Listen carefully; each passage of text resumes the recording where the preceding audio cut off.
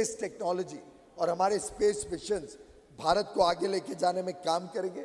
ये जो नया उत्साहित भारत है, ये जो एस्पिरेशनल इंडिया की नई आकांक्षाएं हैं, इसको पूरा करने में गगनयान चंद्रयान के बाद आने वाला जो गगनयान मिशन है, जो लगभग 2024 में अनुमानित प्लान है, उसको भी हम कैसे सफल बनाएंगे, उसके लिए हम सब ने इसरो को शुभकामनाएं देनी है। हम सब मिलके एक संदेशा दें कि आगे आने वाले गगनयान के लिए भी इसरो सफल हो, पूरी तरीके से सफल हो। हमारी माता बहनें, हमारे इसरो के साइंटिस्ट जो पूरी लगन के साथ इसमें लगे हुए हैं, उनको हम यहाँ से एक शुभ संदेश दें कि उनका गगनयान मिशन भी सफल हो। हमने ऑलरेडी देखा आदित्य मिशन, जो आदित्य L1 जो सूरज के और भारत के बीच में, जो अर्थ और सन के बीच में यहाँ से लगभग 15 लाख किलोमीटर दूरी पे जाके स्टेशन होगा, जो लैग्रैंज पॉइंट है, वहाँ से स्टडी करेगा सूर्य की किरणों की ताकत, सूर्य की ताकत को। तो उस पॉइंट तक सफलतापूर्वक पहुँचे, वो रास्ते में है, उसका लॉन्च सक्सेसफुली हो चुका है और वो पहला डेडिकेटेड स्पेसक्राफ्ट मिशन है जो सूर्य को स्टडी करने के लिए यहाँ से भेजा गया है। इसी के साथ साथ एक डेडिकेटेड पोलरीमेट्री मिशन एक्सपोसैट, जो एक्सरे के माध्यम से पोलरोमीटर सैटेलाइट के रूप में बाहर काम करेगा। इस तरीके से हमारी जो नए नए आगे की योजनाएं हैं, उसके लिए हम सब मिलके इस सदन से एक स्वर में एक बड़ा अच्छा संदेश और शुभकामनाएं भेजें। तो एक तरफ बधाई चंद्रयान 3 के सफलता के लिए, दूसरी तरफ शुभेच्छा आगे के बड़े बड़े लक्ष्यों को प्राप्त करने के लिए।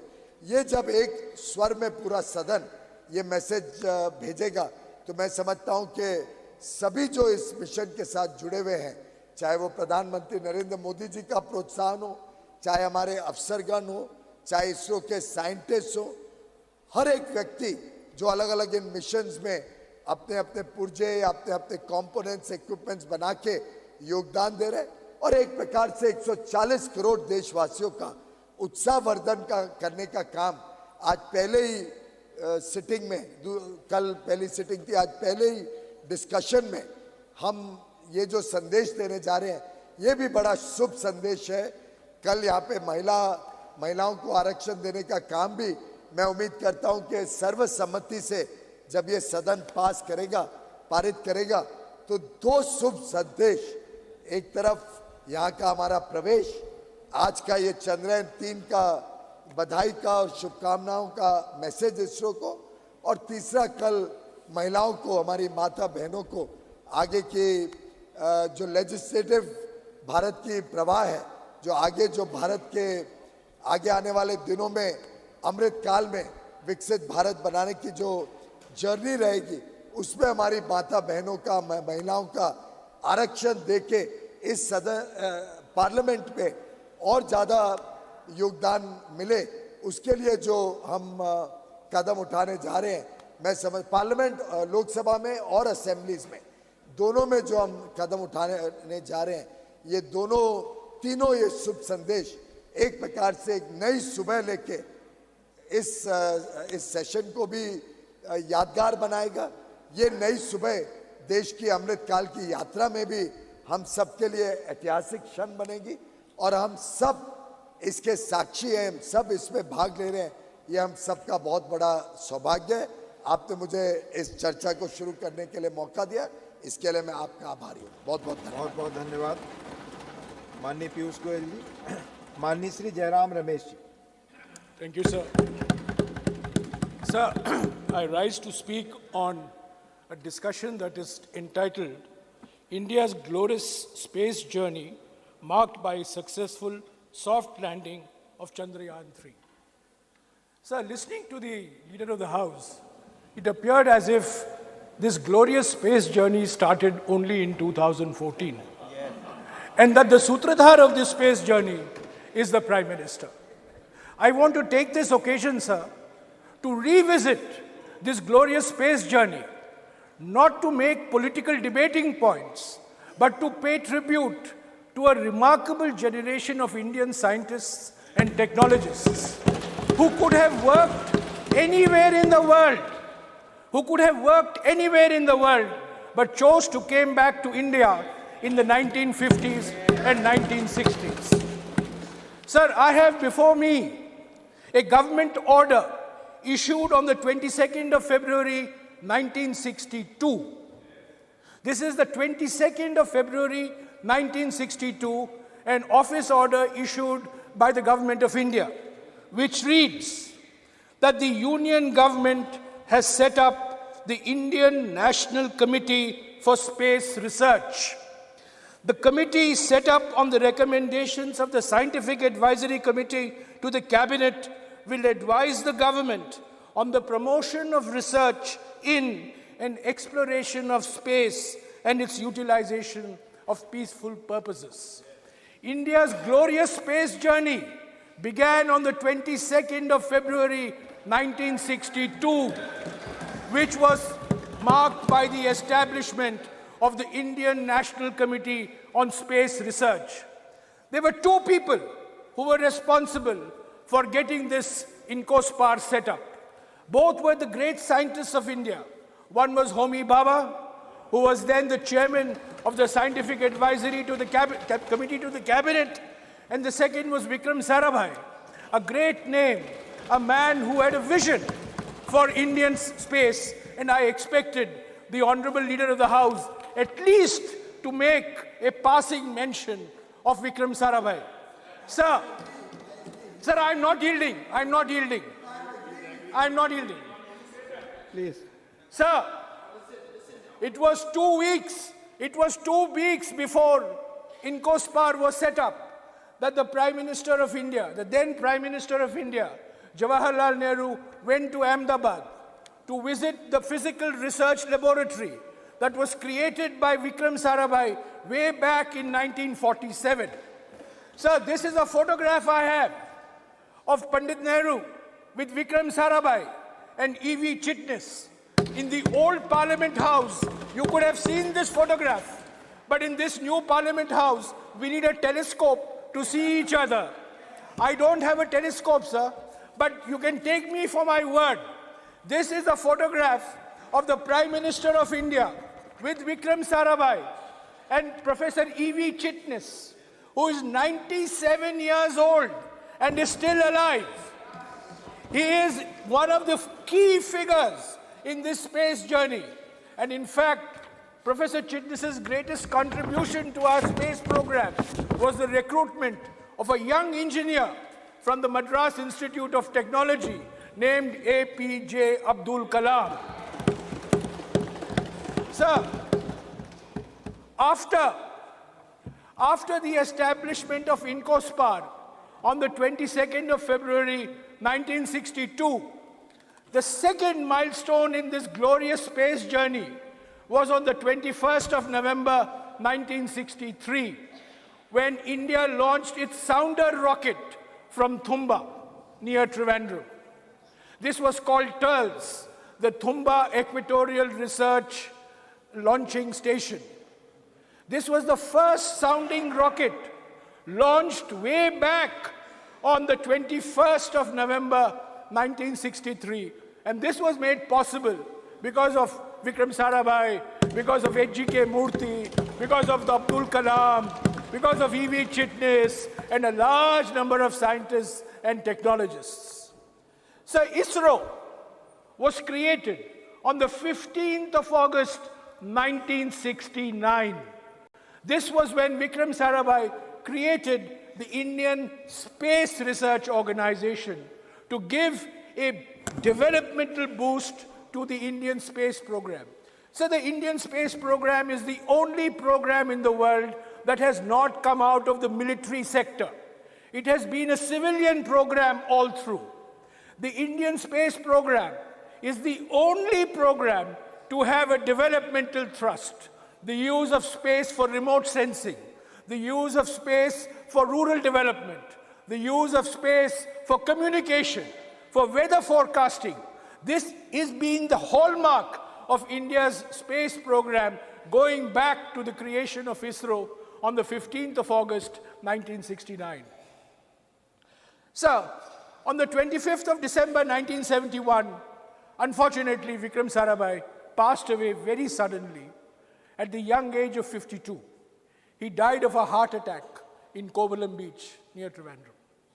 The Indian space program was then faced with a huge crisis. It had lost its Karta Data. It had lost its Nirmata. It had lost its visionary, Vikram Sarabhai, who had lived and dreamt of India as a space power.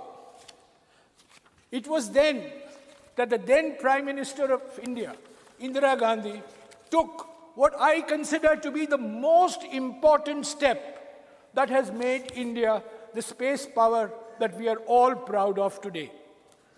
So she wrote a letter to an Indian scientist who was then taking a sabbatical at the famous California Institute of Technology in Pasadena in California.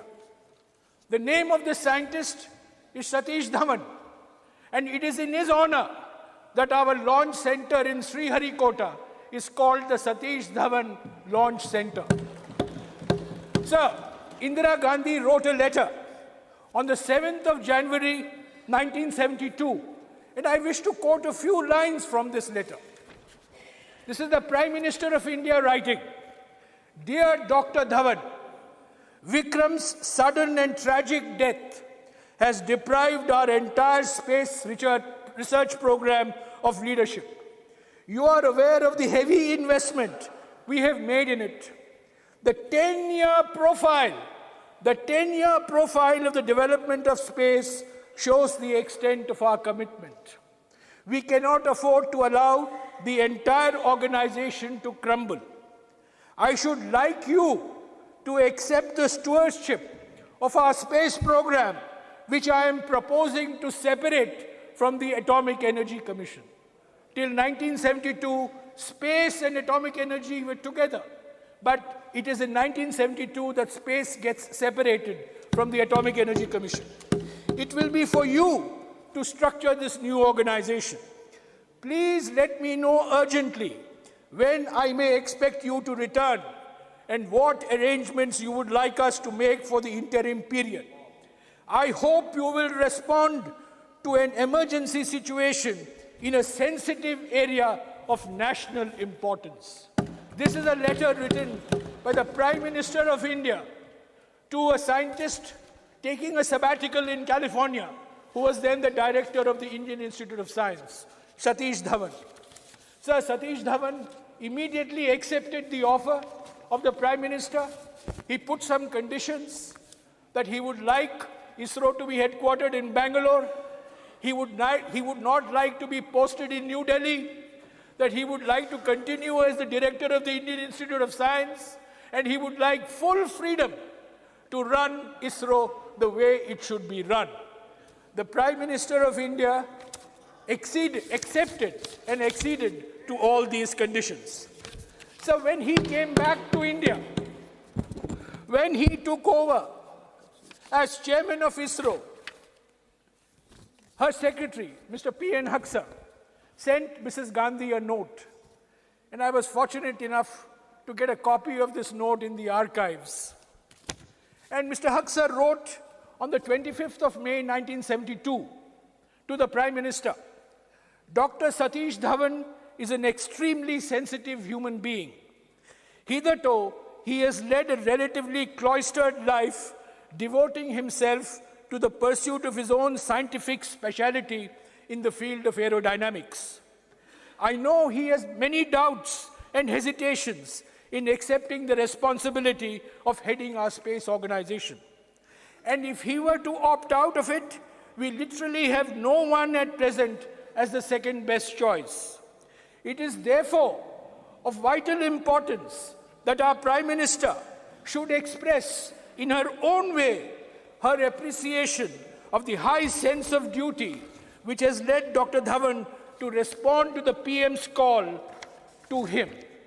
It is equally necessary to say that Dr. Dhawan will continue to receive her personal support in sorting out any problems he may run up against any administrative and other fields, and that Dr. Dhawan should not hesitate in coming to the Prime Minister, and that he will always have direct access. So it is from this day onwards that Prime Ministers of India have held direct control of the Department of Space. It is from this day onwards that the Chairman of ISRO, the Chairman of the Space Commission, the Secretary Department of Space, 3 roles combined in one individual, have only reported to the Prime Minister and nobody else.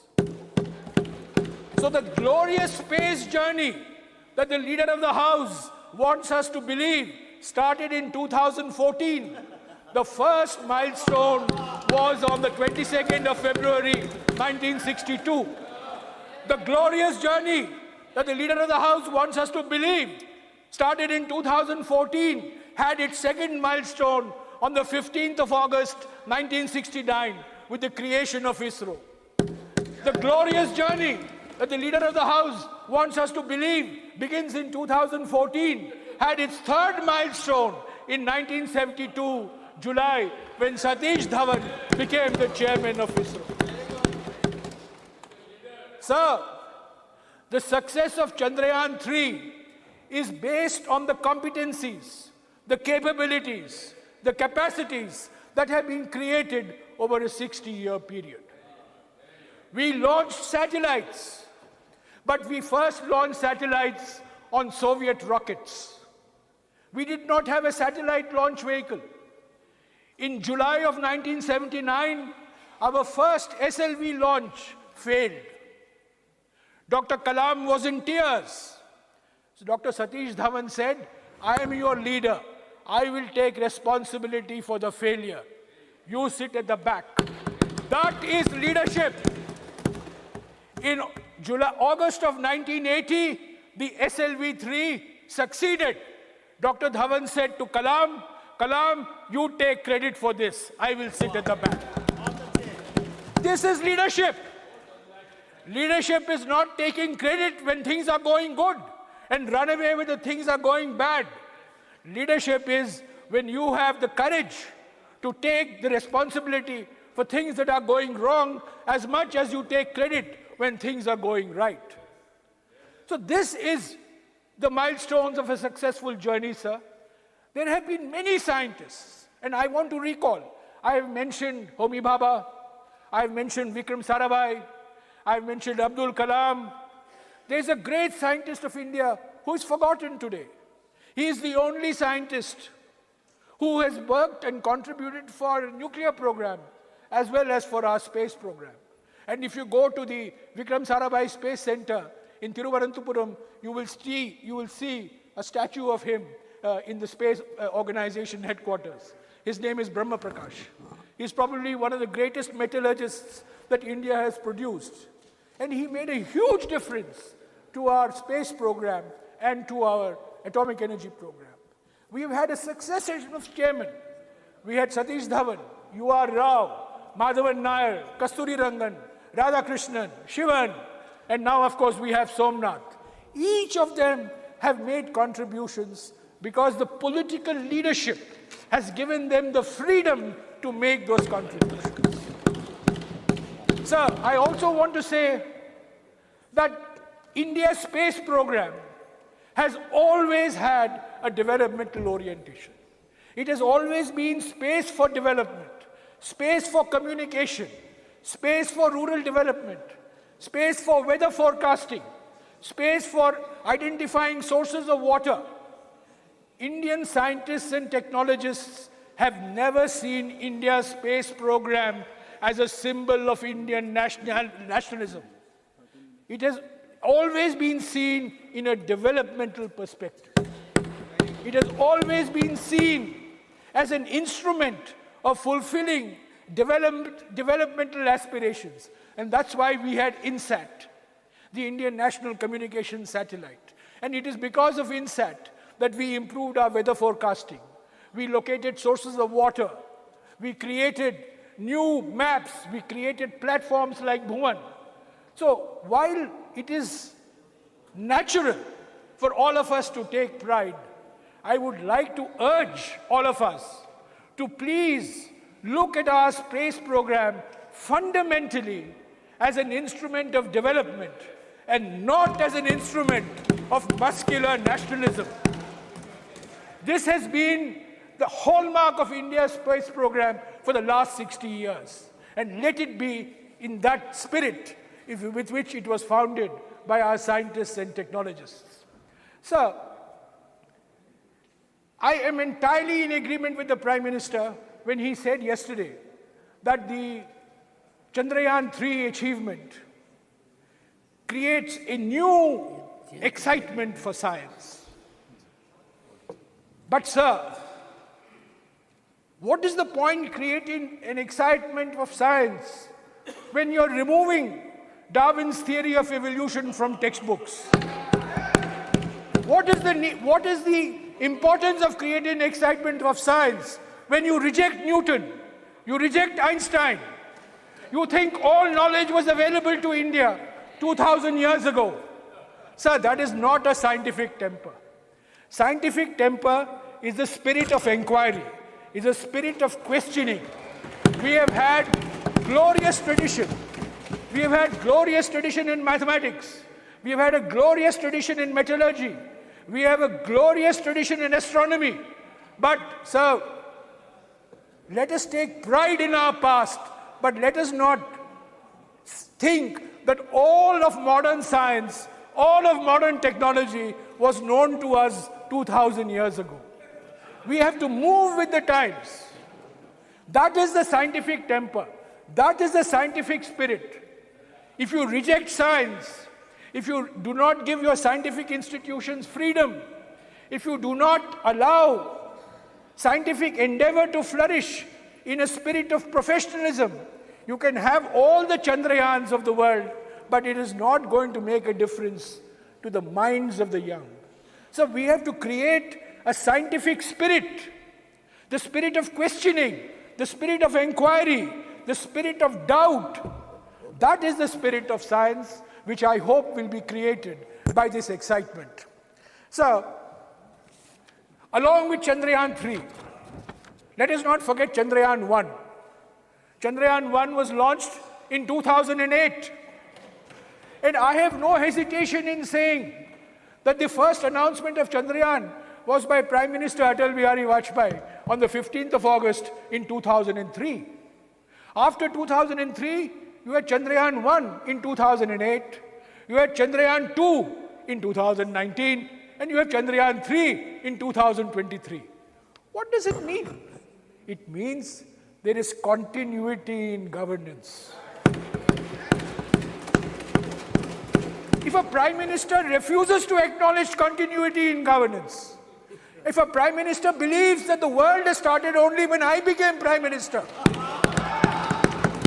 if a Prime Minister believes that Indian science has become great, that the Indian space program has become great only when I became Prime Minister, sir, I beg to differ.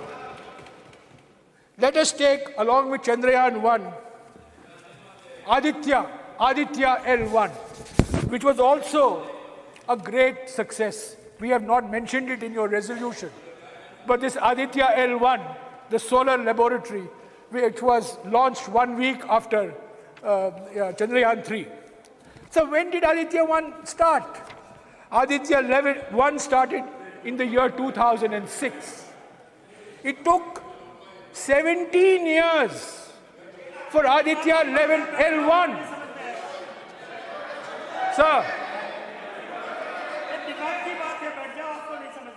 Sir, can I finish? Sir, it took 17 years for Aditya L1 to be conceived, to be planned, to be executed, and to be launched. The Honorable Leader of the House said, we are now making things in India. Sir, we have always been making things in India. Larsen & Toubro, Walchand Nagar Industries. There are so many Indian companies I can think of which have been associated with the Indian space program going back to the 70s. to say that suddenly after 2014, we have started making things for our space program is a complete distortion of facts. In fact, the Indian space program has always been based on creative partnerships with the Indian private sector and Indian public sector. Our nuclear reactors are made in India. Our rockets are made in India. Our launchers are made in India. Our satellites are made in India. And they were being made in India before 2014. Sir, I don't know what your intention is, whether you want to pass a resolution at the end of the discussion. But if you do want to pass, sir, let me finish, sir. If you do want to pass, please acknowledge that the capabilities, competencies, and capacities that have resulted in Chandrayaan-3's success are the results of investments made over the last 60 years.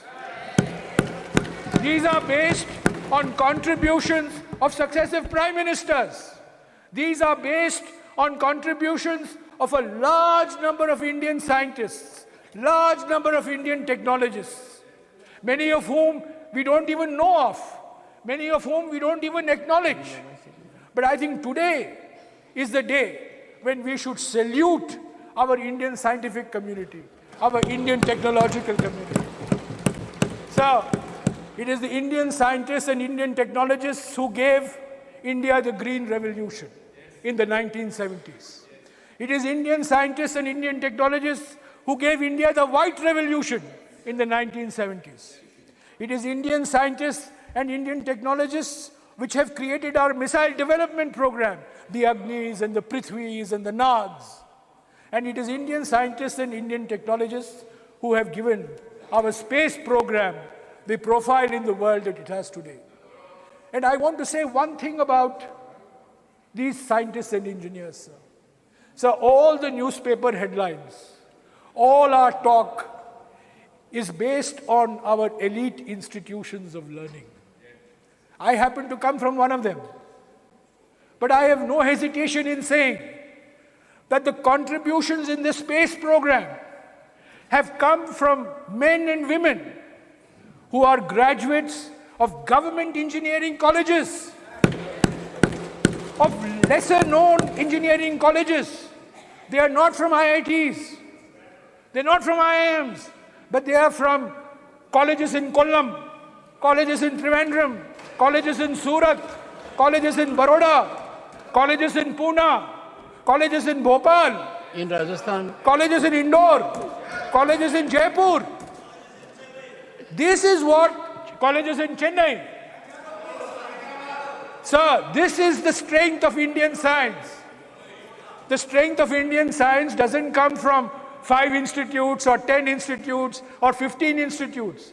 The strength of Indian science comes from a very large population of engineering institutions, which we have to nurture, which we have to upgrade, which we have to recognize, and which we must give full freedom for them to operate.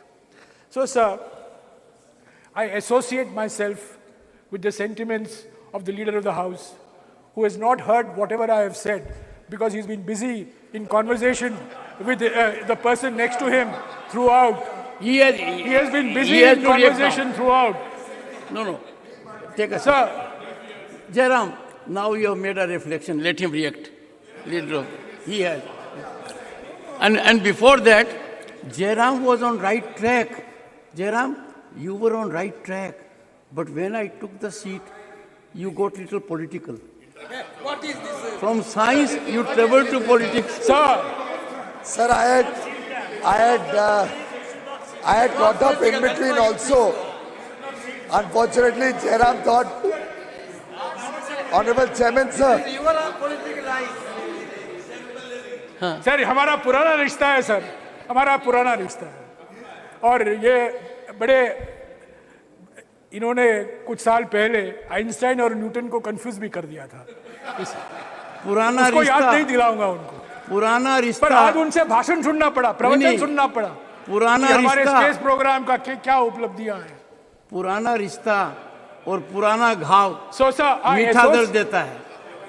Sir, I associate myself with the leader of the House. We acknowledge, we salute, we applaud ISRO, the past members of ISRO family, the present members of ISRO family. We congratulate our Indian scientists. We congratulate our Indian technologists. I am sure that many more achievements are there in the years to come. But sir, I will only end by pleading that we need to give our scientific and technological institutions full freedom. We need to give our scientific and technological institutions full independence and professionalism. And we need to free our scientific and technological institutions of any political patronage and political interference and political intervention. So let us on that thought, acknowledge the glorious space journey that we have had. And let us also acknowledge the milestones that we have gone through, even though the Prime Minister and the Leader of the House may choose to airbrush them away from history. They are a fact of life. They cannot be erased from history. They are very much part of our space journey. I thought that it is important for me to remind the House where we have come from, the journey that we have taken, the achievements that we have had, the people who have contributed, rather than fall victim to this new impression that has been created that this entire accomplishment of Chandrayaan-3 and Aditya L1 is the result of only one individual. Thank you, sir.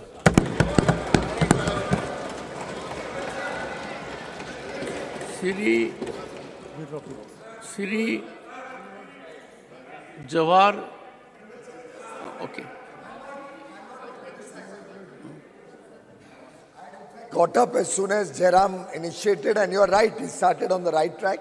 I had got up, unfortunately, he did yield, only to say I fully agree with him and associate with him when he was talking about the journey. But now, since he has also taken it to a political level, I have only two comments to make, sir. Of course, the journey is extremely important. We have all assembled here. We are all going to speak about various aspects of the journey, and we have many other speakers who will be delving on who played what role, who provided what kind of funding support, who made this whole mission really get the kind of speed and scale that made it a success. But at the end of the day, I'm sure my honorable colleague and friend, Jairam, will also appreciate that people run many races. There are marathons run, there are sprints run, there are 100 meters, 200 meters, 42 kilometers, all sorts of races. But ultimately, one must also acknowledge that it's the Your turn will come. and determination that makes the winner win. But on the other point where he made a personal comment on me, well, I'm sure everybody is human and everybody can make mistakes. Honorable members. I may not be as infallible as Mr. Jairam Ramesh. He's of course infallible. Please. He has never made any mistakes in life. Right. I have very openly and in public acknowledged I made a mistake at that point of time in the rush of speaking. But I have not made the kind of colossal mistakes that my friend Jairam Ramesh has done when it comes to killing the development journey of India. In so many ways, my friends from Andhra and Telangana are still suffering for the irrational way in which, as the architect of the split of Andhra Pradesh, he left both countries, both states in trouble. I have not politicized it. I have not spoken about his failures when it comes to environment. I have not spoken about how he became an impediment to the very progress of the nation of infrastructure development.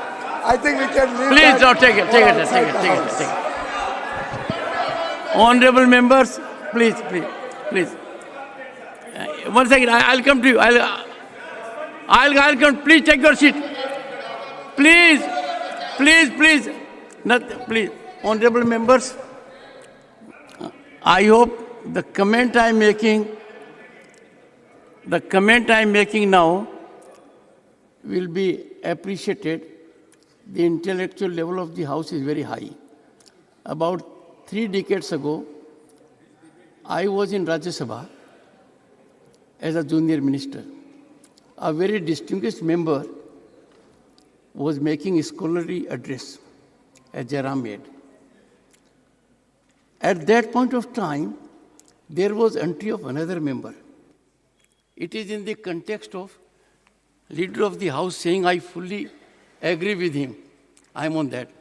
So when that member entered, the speaker got worried that that member will unsettle him.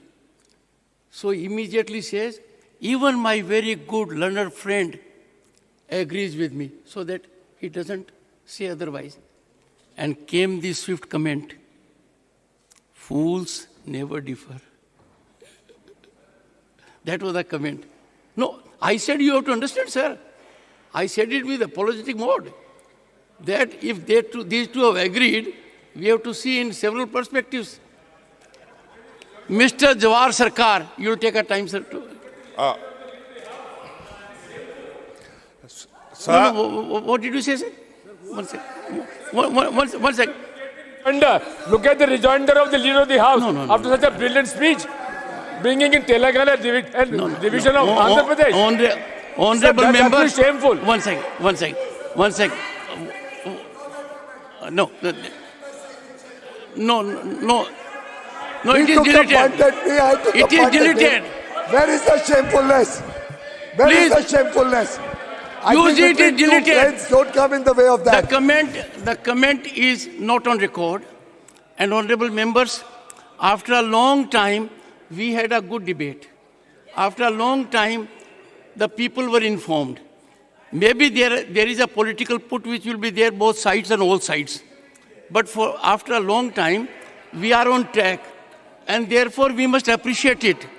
My comment, light comment was in that direction only. Let us, please. No. I'll look into it. But all I'm saying is, after a long time, we have had some return to a situation where outside people will get some knowledge. They will get inspired. All sides. You want to say something, ma'am? Yes, ma'am. Well, one of the greatest artists, and I have admired her for a long time, several decades. If she associates with sentiment, it's a great positive gain for all of us. Mr. Jawar Sarkar, and he brings on the table huge bureaucratic experience. Mr. Jawar Sarkar. Thank you, sir. As I can't see any clock, I hope my time starts now. Sir, the first point that I would like to make is across the House. 21 minutes. We are Indians first, and as an Indian, we take immense pride in the Chandrayaan mission. We take immense pride in the scientific achievements of India, irrespective of what part of India we come from, what we represent. That is the first basic point that we have to remember. India is a continuum. India is eternal. And we cannot slice a part of India and say, this was my part and all the credit happened during this part. All the discredit happened during that part. We were all part of a continuum. When we talk of Chandrayaan, Mr. Jairam Ramesh has explained in great detail, the chair also has explained in great detail, the whole journey of Chandrayaan, and that it spans for 6 decades and more. Numerous individuals have contributed to it. Today is a time when we need to remember them. We need to celebrate the moment, but we also need to remember our history. We also need to celebrate history. So I'll begin with where Mr. Jairam Ramesh said, the great contribution of Pandit Nehru to the whole episode, to the whole journey. As Indians, no one can deny, I am not speaking parochially, no one can deny the immense contribution of the man who introduced scientific temper in India, the man who introduced all forms of scientific research. Vikram Sarabhai. We have come to a new house and there should be a new approach. Instead of only political leaders, we should celebrate the images, the statues of Vikram Sarabhai, of Abdul Kalam, of Homi Bhabha. These are the ones who took us to where we are. We have to admit that it is this, the great leadership, the great vision, the unending toil of Homi Bhabha, of Satish Dhawan, of Vikram Sarabhai, of Abdul Kalam, where we are today, where Abdul Kalam, where we are today. We also cannot acknowledge or disacknowledge or deny the role played by the Prime Ministers. The present Prime Minister must have surely contributed to this great journey. But that does not mean that earlier Prime Ministers who laid the path did not contribute and should not be forgotten. As an Indian, my heart leaps when I see our space launch vehicles propel these satellites of other countries and place them in space. We do a big favor to the rest of humanity, to other nations, and my heart leaps. But my heart is big. As an Indian, as a person who shares the timelessness of India, we should have a big heart. The big heart that not only takes space launch vehicles, take only satellites, but also propels ideas.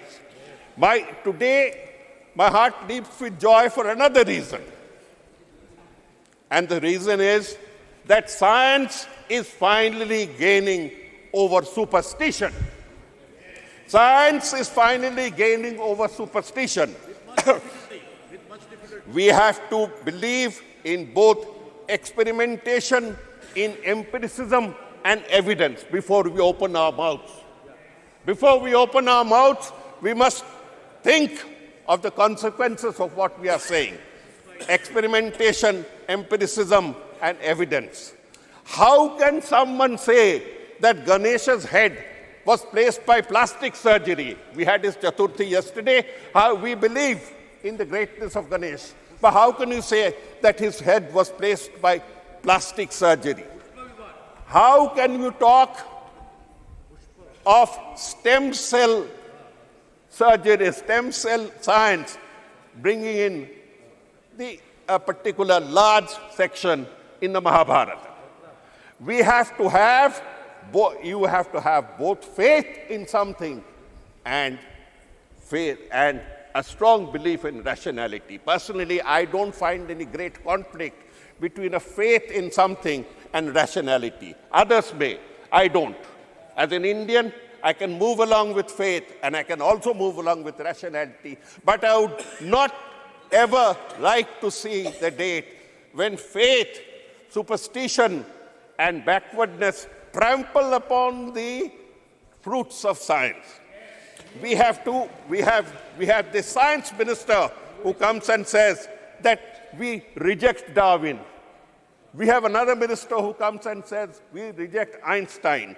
For God's sake, if you reject science, you cannot celebrate science just because the timing was such.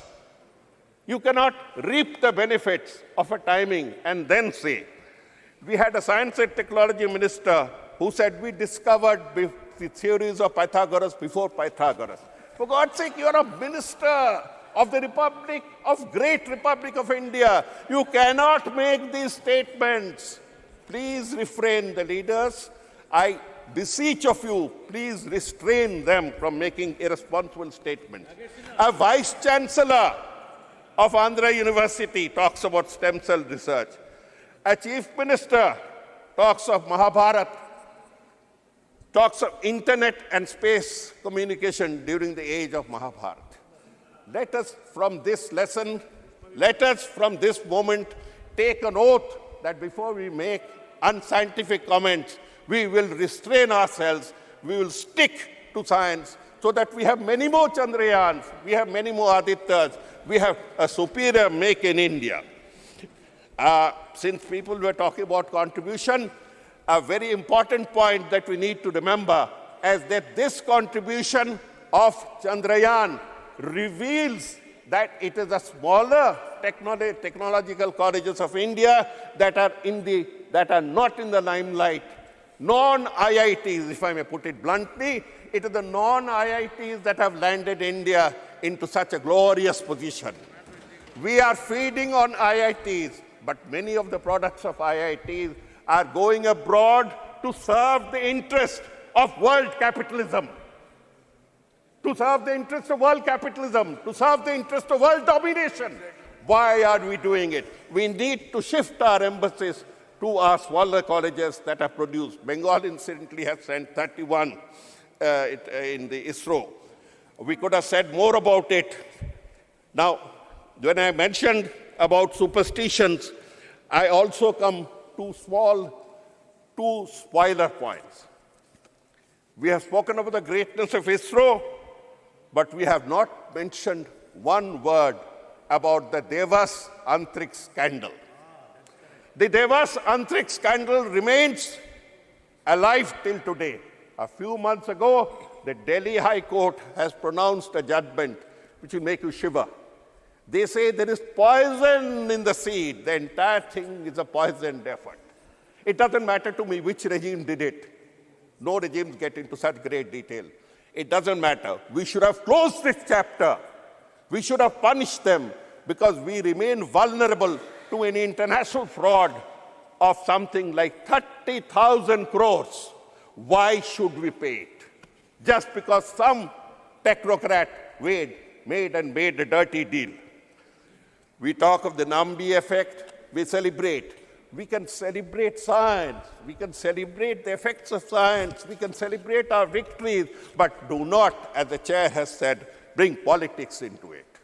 This brings me to a point where I say that if you want to really move forward with more Chandrayans, with more Adityas, with more progress in this domain, free science. Free science. You have made science subservient to the rules of the bureaucracy. You have created departments and ministries of science where you have placed scientists, but the rules remain the same. The rules remain the same. You have to have a separate set of rules. You have to go in for faith. You have to allow them to function, not shackle them with bureaucratic rules. My heart leaps when I hear that India has joined the 6 nations for the National Quantum Mission. This National Quantum Mission will take India forward. Whether X regime stays or Y regime comes or Z regime goes, it doesn't matter. This permanent contribution to the quantum mission will take India forward. We should move higher.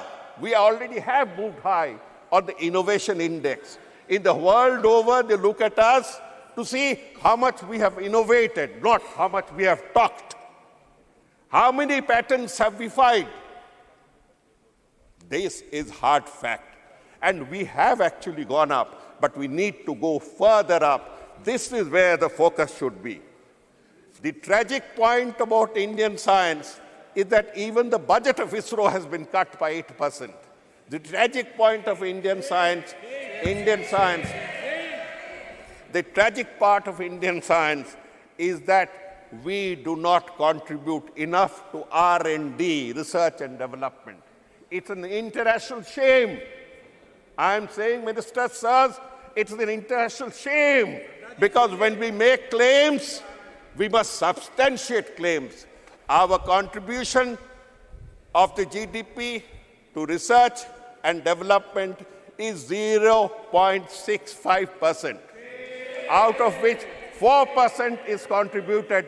4% is contributed by the state sector, that is the government sector, and only 0.2% is contributed by the corporate sector in India.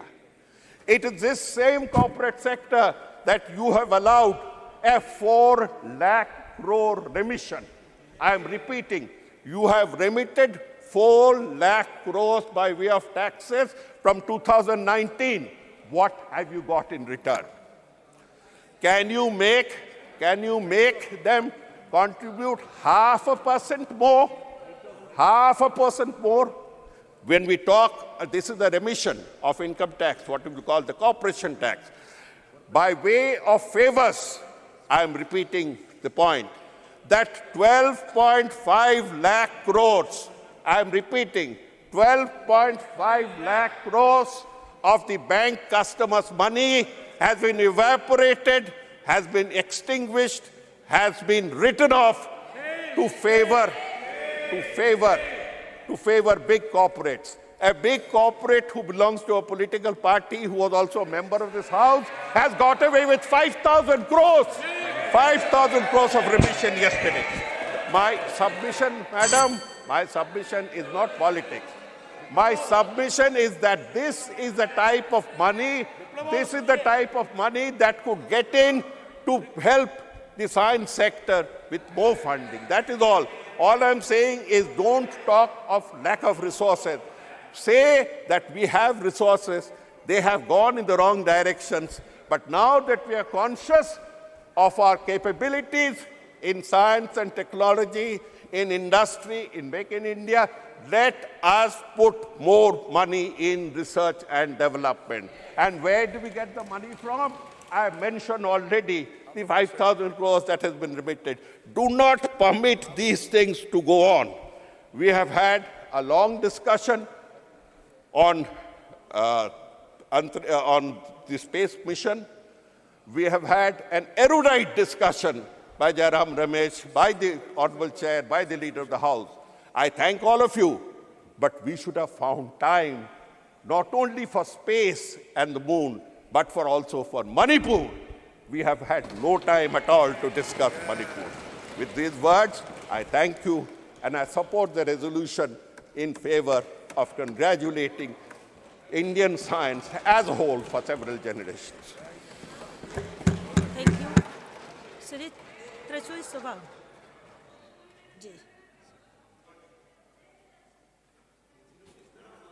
Thank you, Madam Chairperson. I am very proud